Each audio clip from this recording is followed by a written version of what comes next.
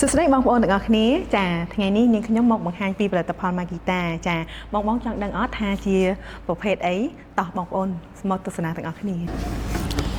ចាសួស្តីបងប្អូនទាំងអស់គ្នាចាថ្ងៃនេះដែរនាងខ្ញុំមកបង្ហាញពីផលិតផល Makita ចាអញ្ចឹងជាប្រភេទចងលុះបងហើយប្រើថ្ម18វ៉ុលអញ្ចឹងសូមបងប្អូនទាំងអស់គ្នាមកទស្សនាទាំងអស់គ្នាថានៅក្នុងប្រអប់នេះមានឧបករណ៍អ្វីខ្លះតាមានការប្រើប្រាស់ងាយស្រួលទៅលើការងារបងសម្រាប់ការងារបងអញ្ចឹងណាបងចាហើយកន្លែងនេះដែរគឺជាកន្លែងដាក់ខ្សែលុះបងណាកន្លែងនេះណាចាហើយប្រភេទនេះគឺយើងកន្លែងនេះគឺយើងសម្រាប់ស្ពីចាអញ្ចឹងនៅលើនេះវាមានកងតាក់សម្រាប់បងជ្រើសរើសចានេះណាបងចា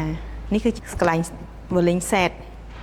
ខ្លាំងខ្សោយមានន័យថាលឿនឬមួយយឺតណាបងកន្លែងនេះចានៅក្នុងនេះដែរគឺយើងមានសភៅរបៀបប្រើប្រាស់មួយក្បាលនេះគឺជាបានធានាទៅលើដុំភ្លើងខ្នើយរយៈពេល1ឆ្នាំសេវាកម្ម5ឆ្នាំចាហើយនៅក្នុងនេះដែរគឺយើងមានថ្មមកជាមួយពីរកូនផ្ទុក5អាំពែ18វ៉ុលណាបងចាហើយនេះគឺជាឆ្នាំងសាកបញ្ចូលលឿន1ចានេះគឺជាម៉ូទ័រចងលួសចាប្រើថ្ម18វ៉ុលដែលមានលេខកូដ DTR 181ចាជាប្រភេទឈុតហ៎បងនេះចាហើយនេះដែរគឺជាប្រភេទ BL Plus Slash ដែលមិនប្រើខ្ជុងលុះនេះសម្រាប់បងនៅខាងផ្នែកការឋានសំណងចាម៉ូទ័រចង់លុះងាយមានភាពងាយស្រួលក្នុងការប្រើប្រាស់ជួយពន្លឿនការងារបងនៅខាងផ្នែកការឋានសម័យនេះហើយបងខាងការឋានគួរតែមានមួយនៅក្នុងដៃប្រើប្រាស់បងព្រោះអីសម័យនេះគឺជប់ប្រើចង